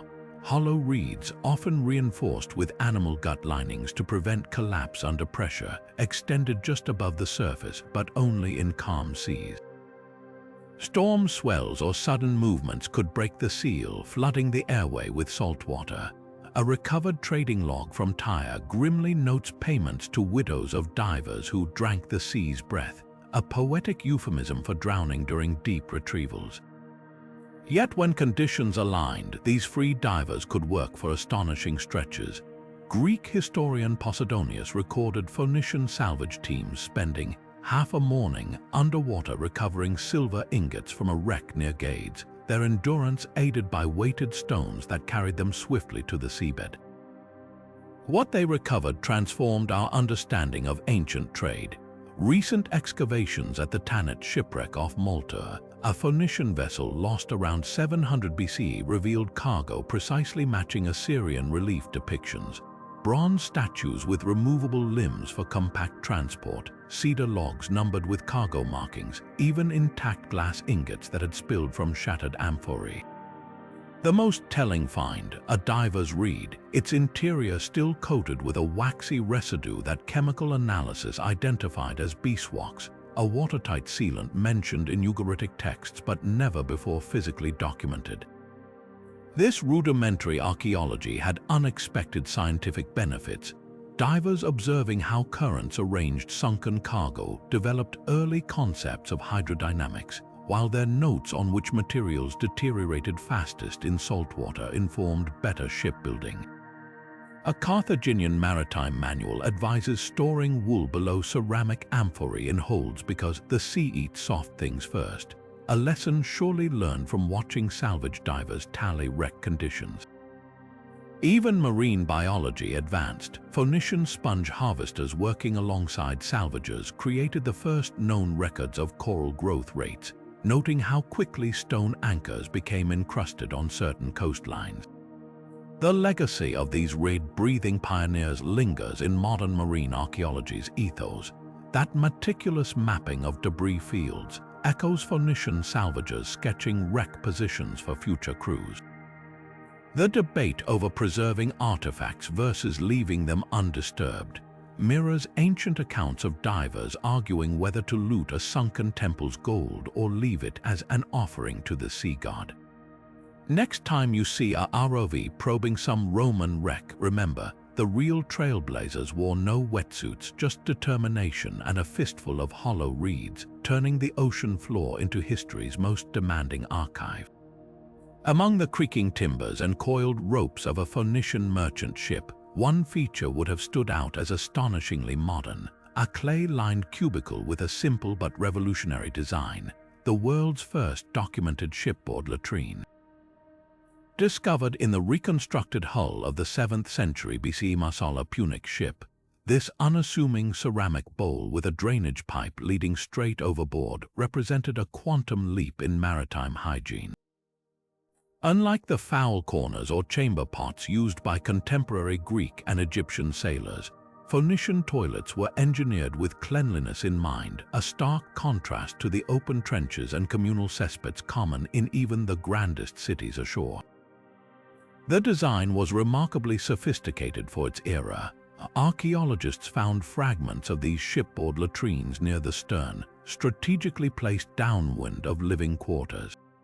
The bowl itself was molded from kiln-fired clay with a smooth, sloping interior that minimized waste clinging to surfaces, a detail that wouldn't reappear in land-based plumbing until Roman times. A narrow pipe, angled sharply downward to prevent backflow during rough seas, channeled everything directly into the wake. Residue analysis revealed layers of olive oil coating the interior, likely applied regularly to maintain a non-stick surface and neutralize odors. It wasn't just functional, it was preventative medicine.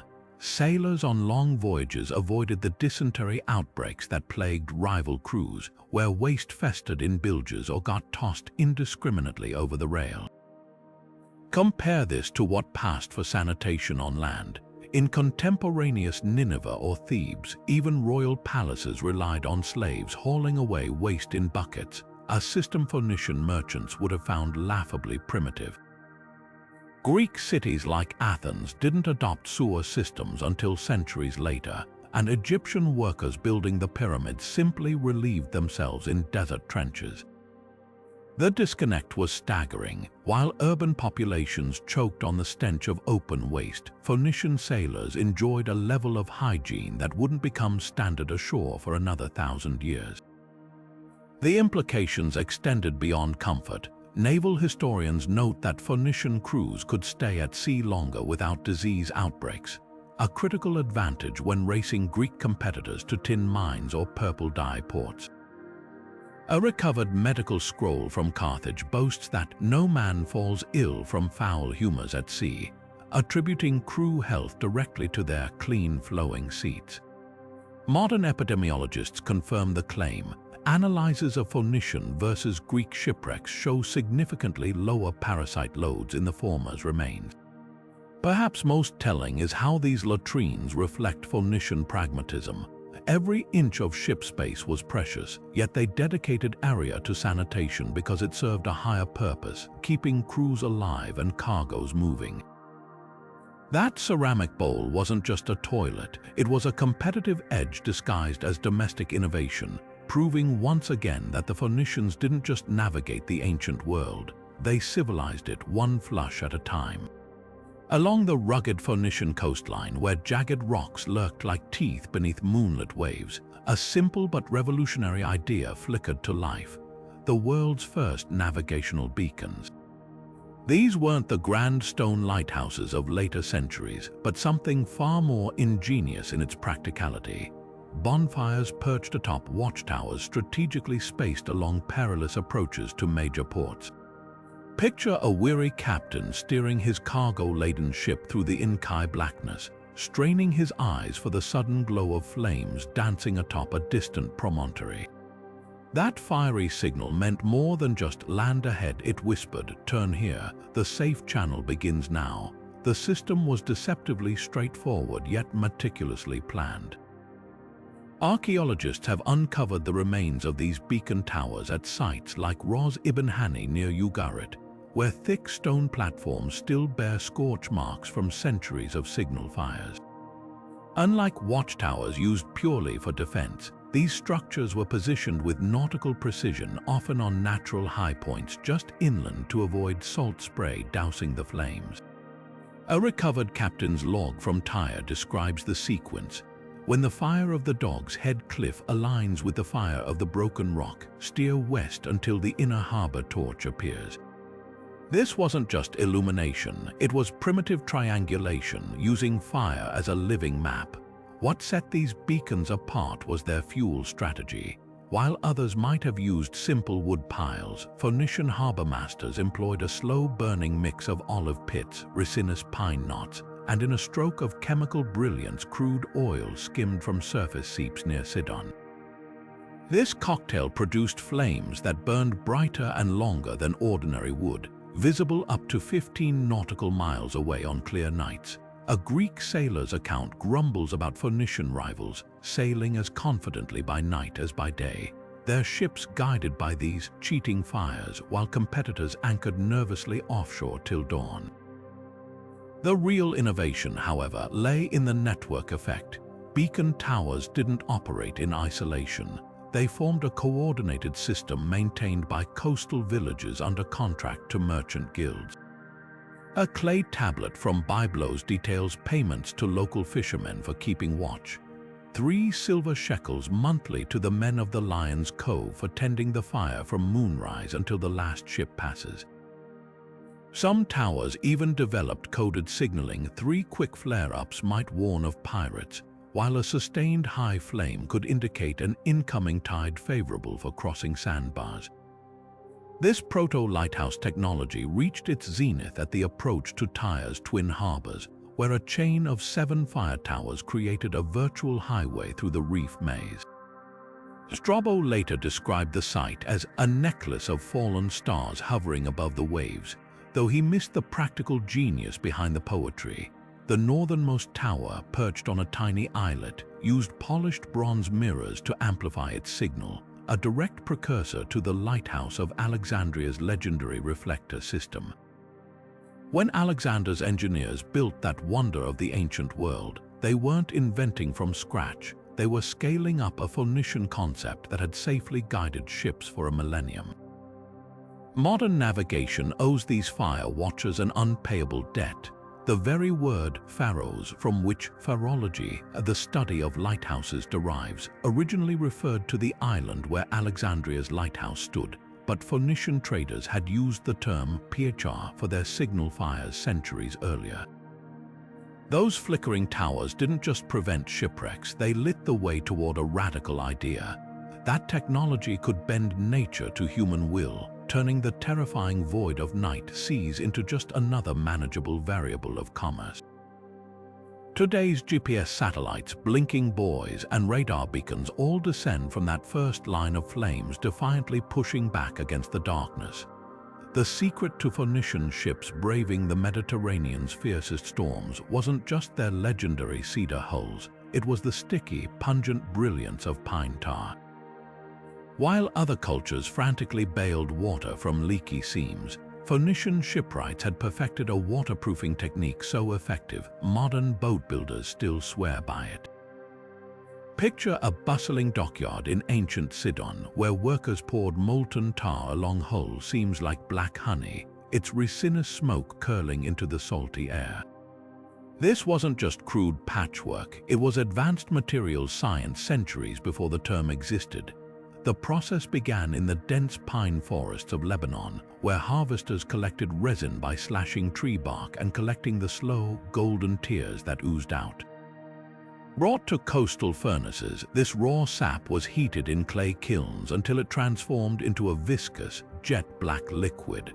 Archaeologists analyzing residue from Tyrian shipyards found evidence of meticulous temperature-controlled tar fired at around 350 degrees Celsius developed optimal elasticity, allowing it to flex with the hull without cracking. A recovered shipwright's tablet from Ugarit boasts that properly processed tar could outlast the planks it bonds, a claim validated when marine explorers found intact caulking on 3,000-year-old wrecks while the surrounding wood had rotted away. Experiments with reconstructed Phoenician vessels prove why this method dominated maritime technology for millennia. Researchers at the University of Haifa subjected tar-caulked hull panels to simulated Atlantic storms, waves equivalent to 30-foot swells pounding relentlessly for weeks. The results stunned even seasoned shipwrights. While modern synthetic sealants failed within days, the ancient pine tar mixture remained watertight for over 6 months. The secret lay in the tar's natural self-healing properties. Microscopic analysis revealed that heat and pressure repeatedly reactivated the resin's sticky compounds, allowing it to knit tiny cracks closed, a feature synthetic materials still struggle to replicate. But the Phoenicians didn't stop at basic tar application. Excavations at Carthage's naval docks reveal specialized tools for stitched seams, where hemp ropes soaked in hot tar were hammered between planks before the final tar coating. This dual-layer system created a flexible yet impermeable barrier, with a rope acting like rebar in concrete to prevent seam separation. A 6th century BC Greek poem mocks Phoenician ships for reeking like a burnt forest, failing to grasp that very odor signaled unparalleled seaworthiness. The legacy of this innovation hides in plain sight. From the tar-sealed fishing boats of Scandinavia to the traditional dhow builders of Oman, the basic recipe remains unchanged. Even the USS Constitution, Old Ironsides, itself relied on pine tar caulking during its 19th century voyages. The Phoenicians had discovered something profound. Sometimes the best solutions aren't invented, they're distilled from nature itself, then perfected through generations of pragmatic tinkering. That black, sticky residue on ancient shipwrecks isn't just archaeological debris. It's the fossilized signature of a civilization that taught wood to defy the sea. Beneath the marble halls of Rome's greatest generals lay a humbler secret to military dominance: sealed clay jars of salted fish from Carthage, stacked like edible ammunition in granaries from Britain to Babylon. This wasn't just preserved food, it was the ancient world's first industrial-scale canning operation, a logistical masterstroke that kept legions marching while rivals starved. The genius began along Carthage's fish-drenched wharves, where workers gutted fresh-caught mackerel and tuna, layered them with coarse salt from Sicilian mines, and pressed them into amphorae already seasoned with residual olive oil, creating an anaerobic environment that stalled spoilage for years. A recovered Roman quartermaster's ledger from the siege of Masada lists 300 Carthaginian fish jars as critical provisions, noting they remained edible even when the wheat turned to dust. What set this system apart was its ruthless standardization. Excavations at Carthage's Punic ports reveal factory-like rows of pottery workshops producing amphorae with uniform capacity marks, each jar holding exactly enough fish to feed 8 soldiers for a day. The necks were then sealed with pine pitch and stamped with 3 crucial details: the Fisherman's Guild symbol, a date code using Carthage's founding year, and a quality grade from I prime cuts to Roman III chopped scraps. Modern biochemical analysis shows these jars achieved near sterilization. The combination of salt concentration, lactic acid from fish enzymes, and oxygen deprivation created conditions hostile even to hardy spoilage bacteria. A legionnaire's letter home found at Vindolanda marvels that after 2 years in storage, the fish tasted only slightly more of salt than the day it swam. The economic impact was staggering. Carthage salted fish became the Mediterranean's first truly global commodity, with shipwrecks yielding identical jars as far as India, likely traded for pepper. Roman soldiers stationed in foggy Britain received wages partially in garum stamps, redeemable for jars of the prized fish sauce made from fermented leftovers. A wall painting in Pompey's House of the Vetii depicts a grinning merchant hoisting a Carthaginian amphora labeled Best Mackerel, approved by Caesar's quartermasters, proving brand loyalty isn't a modern invention. But the real revolution was in logistics. While perishable grain required constant replenishment, these fish amphorae let Rome project power farther and longer. During Trajan's Dacian Wars, supply depots along the Danube stored 5 years' worth of rations, a strategic reserve impossible with fresh provisions. The jars even shaped military tactics. Julius Caesar's lightning Gaul campaigns relied on mobile units unencumbered by slow grain wagons, each soldier carrying 2 weeks' worth of fish protein in their pack. Modern MREs trace their lineage directly to those Punic amphorae, proof that the can opener's true ancestor wasn't a tool, but a Phoenician fish salting recipe that conquered empires on full stomachs. In the shadow of Sidon's bustling docks, where the air smelled of salt and cedar, a revolutionary idea was taking shape, one that would transform chaotic markets into engines of predictable profit. The Phoenicians didn't just trade, they institutionalized trade, creating the world's first documented merchant guilds. These weren't casual alliances of hawkers, but tightly regulated corporations with bylaws etched into clay tablets, governing everything from quality control to dispute resolution. A recovered charter from 1300 BC lists 37 members of the Sidonian Brotherhood of Olive Oil Exporters, each sworn to uphold standards so strict, a single amphora found diluted with inferior product could result in a fine of 10 silver shekels, enough to bankrupt a small trader. The guild's power came from their monopoly on knowledge. Master merchants maintained secret ledgers of commodity prices from Egypt to Anatolia, allowing them to buy low and sell high with mathematical precision. A clay tablet from Ugarit details an early form of insider trading prohibition. No brother shall reveal the price of Cypriot copper to outsiders before the fleet docks. Those caught leaking information faced expulsion, a death sentence in a world where guild membership meant access to warehouses, ships, and credit.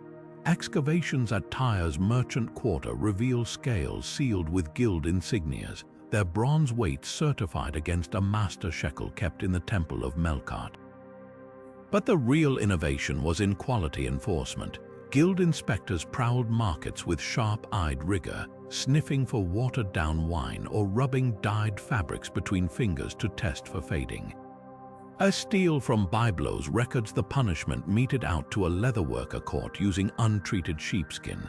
His entire stock was burned in the public square while he stood gagged with a strip of his own shoddy product. This wasn't mere cruelty, it was branding. Consumers learned to trust goods bearing guild marks, creating premium value. A Greek trader's letter home complains about Phoenician wool fetching double the price of identical Milesian product, for no reason but their cursed seals. The guilds also functioned as proto-banks, pooling resources to insure members against shipwrecks or piracy.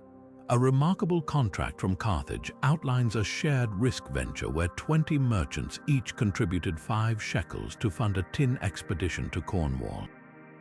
If the ship returned safely, profits were split proportionally. If lost, no one bore ruinous individual loss. This system enabled bolder voyages. The famous circumnavigation of Africa by Phoenician sailors under Pharaoh Necho was likely guild-financed. What's often overlooked is how these structures crossed cultural lines. Bilingual guild agreements found in Sicily show Phoenician, Greek, and Etruscan merchants adopting common standards. A Sardinian artifact depicts a remarkable scene: traders from rival civilizations swearing oaths over a shared scale, their hands clasped on a lump of tin stamped with Sidon's guild mark. This was globalization before the word existed, proof that profit could be a universal language. The medieval guilds of Europe, with their apprentice systems and quality seals, weren't original inventions. They were echoes of a system refined in Levantine ports 2,000 years earlier.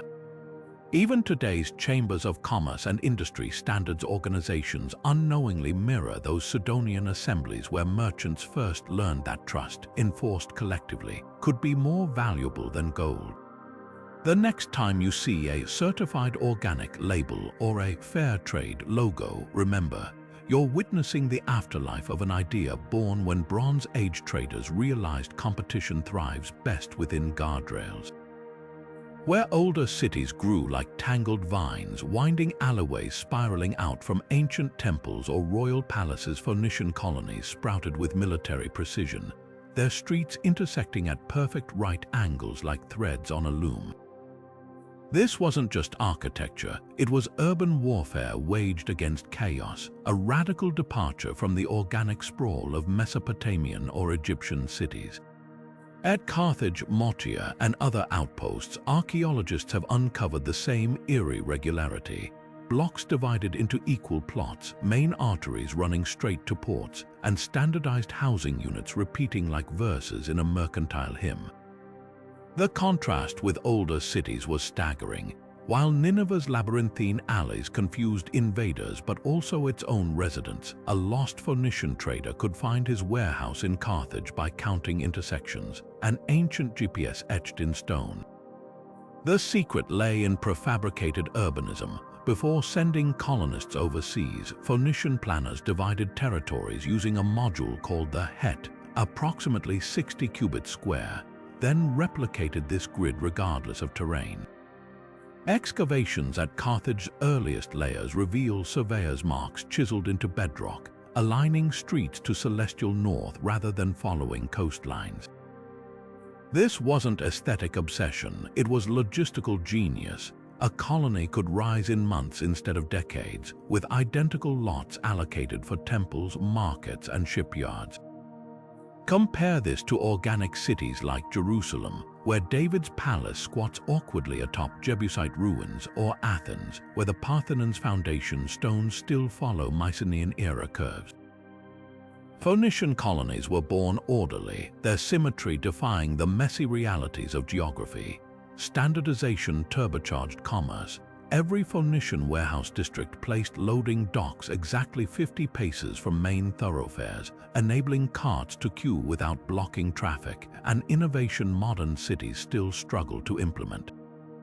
At Kishon on Cyprus, identical bronze fittings on warehouse doors suggest mass-produced architectural elements shipped from Tyre. Even sewer lines followed a template, clay pipes with a 20-degree slope, ensuring consistent drainage from Cadiz to Carthage. A Greek merchant's diary grumbles about getting lost in the sameness of Phoenician ports, failing to grasp that this predictability let traders from disparate cultures navigate markets effortlessly. But the real advantage emerged during crises. When Rome besieged Carthage in 149 BC, defenders could barricade streets in systematic layers, funneling attackers into kill zones, a tactic impossible in meandering cities like Corinth or Damascus. The grid also enabled rapid rebuilding. After earthquakes, colonists simply restacked rubble along the original lines. Motia's ruins show 3 distinct destruction layers, each reconstruction perfectly aligned with the first. This wasn't just planning, it was immortality through geometry, a blueprint so resilient it outlasted empires. The legacy hides in plain sight. From Manhattan Street grid to Spanish colonial towns, urban planners still echo those Phoenician surveyors who first realized that cities aren't just built, they're engineered. The next time you navigate a downtown without a map, thank those ancient merchants who proved chaos has no place in commerce, and that the straight line, not the winding path, is the true highway of progress. Centuries before the Silk Road or the Roman Empire, an invisible web of commerce and culture stretched across the ancient world, threads of connection spun by Phoenician traders that bound together civilizations from the foggy tin mines of Cornwall to the spice markets of Babylon. This wasn't just trade, it was the birth of globalization, a system so advanced that modern economists still marvel at its sophistication. Picture the Mediterranean as a vast circuit board, each Phoenician colony a glowing node transmitting not just goods, but ideas, ironworking techniques from Anatolia hopping to Iberian tribes, Egyptian medical knowledge filtering through Tyrian doctors into Greek academies, alphabetic script leaping from biblos to become the bedrock of half the world's writing systems. The genius of this network lay in its adaptability. Unlike imperial systems that demanded cultural submission, Phoenician hubs functioned as permeable membranes, absorbing local innovations, refining them, and setting them loose across the web. Take iron smelting. Hittite blacksmiths guarded their techniques like state secrets, but Phoenician merchants in Cyprus recognized its potential and streamlined the process using wind-blown furnaces, then shipped both the ingots and the improved technology westward. Within decades, Sardinian tribes were forging plowshares from designs originally meant for Anatolian swords. A shipwreck off Malta held the smoking gun crude iron blooms stamped with Hittite minor marks alongside Phoenician price tags, evidence of knowledge transfer disguised as bulk cargo. Language tells the same story. That Greek trader haggling in a Gadea market didn't need to master the local Iberian tongue. He used a pidgin blending Phoenician consonants with Berber numbers and Greek measurement terms. Linguists call it the Mediterranean lingua franca, but it was really the ancient equivalent of binary code, a stripped-down communication protocol optimized for commerce. Even the word globalization finds its roots here. The Phoenician term glb, to shift or transfer, evolved into Greek glossa, tongue/language, symbolizing how their networks made cultures mutually intelligible. The economic mechanisms were staggeringly modern. Standardized weights allowed a merchant in Carthage to accept silver from a Cornish chieftain, knowing it would hold identical value in Ugarit. Bills of lading written on papyrus or clay functioned as early letters of credit, transferable between trading houses. A recovered contract from Sidon details a tripartite deal: Tyrian glass shipped to Egypt, Egyptian grain sent to Greece, and Greek timber delivered back to Tyre. A perfect Chinese letter of barter, eliminating currency risk. But the true measure of this system's power emerges in the archaeological record. Stratigraphy layers across 3 continents show simultaneous technological jumps, iron tools appearing in Sardinia, just as better kilns emerge in Carthage and improved looms surface in Syria. This wasn't coincidence, it was the velocity of connection. The Phoenicians had achieved something radical. They made the Mediterranean not a barrier but a highway, and in doing so, laid the neural pathways for the modern world's interconnected mind. The true measure of the Phoenicians' genius isn't found in the grand monuments they left behind. It's etched into the invisible architecture of our daily lives. Those 22 letters you just read, they began as scratches on a merchant's ledger in byblos. That morning coffee sipped from a glass mug, its transparency traces back to Sidonian furnaces. Even the concept of standardized shipping containers, those uniform metal boxes stacked in ports worldwide, finds its roots in Phoenician amphorae, identical ceramic jars that revolutionized bulk transport 3,000 years ago. This was a civilization that built the operating system of the ancient world, layer by layer, with solutions so elegant we're still running their updates. Consider how thoroughly they rewired human connectivity. Before Phoenician ships threaded the Mediterranean, cultures existed in isolated pockets, communicating through cumbersome hieroglyphs or cuneiform. Then came their alphabet, a democratization of writing that spread like linguistic wildfire. Within centuries, Greek scholars were adapting it for philosophy, Hebrew scribes for scripture, and Roman administrators for empire building. Those tiny consonant symbols became the ultimate intellectual cargo, more transformative than any spice or precious metal. The same ships that carried Tyrian purple dye for royal robes also delivered something far more potent: the means to record history, draft laws, and share ideas across continents. Their maritime innovations didn't just move goods, they redrew the map of possibility. The keel allowed ships to venture beyond sight of land. The astrolabe turned star patterns into navigational coordinates, and those fluked anchors made storms survivable rather than fatal. Phoenician routes became the ancient equivalent of internet cables, a network where information moved at the speed of sail. When a Greek poet in Sicily quoted a Babylonian hymn, or an Egyptian physician prescribed a Celtic herbal remedy, it was because Phoenician ships had created the first information superhighway. Even modern shipping lanes follow their ghostly trails. The path from Beirut to Marseille today mirrors the Bronze Age tin route. Yet for all their influence, the Phoenicians remain archaeology's quietest revolutionaries. Unlike the pyramids or Parthenon, their legacy hides in plain sight in the way we contract, measure, insure, and communicate. A Carthaginian merchant would instantly grasp the logic behind container ship manifests or international trade laws, while Alexander the Great might stare bewildered at a smartphone. That's the paradox of their genius. They built so thoroughly into civilization's foundation that their fingerprints became invisible. This is why their story begs to be rediscovered. Walk the sandstone ruins of Motia in Sicily, where grid-patterned streets whisper of urban planning millennia ahead of its time. Dive the wreck-strewn coasts of Tyre, where congealed glass ingots still gleam like amber beneath the waves. Or trace the faded letters on a Carthaginian contract tablet, marveling at clauses that wouldn't feel out of place in modern maritime law. The Phoenicians don't just deserve a footnote in history, they merit a volume. So the next time you sign a document, check a shipping tracker, or even glance at a street sign, remember, you're navigating a world they helped code. And the adventure of uncovering their full story, that voyage has only just begun.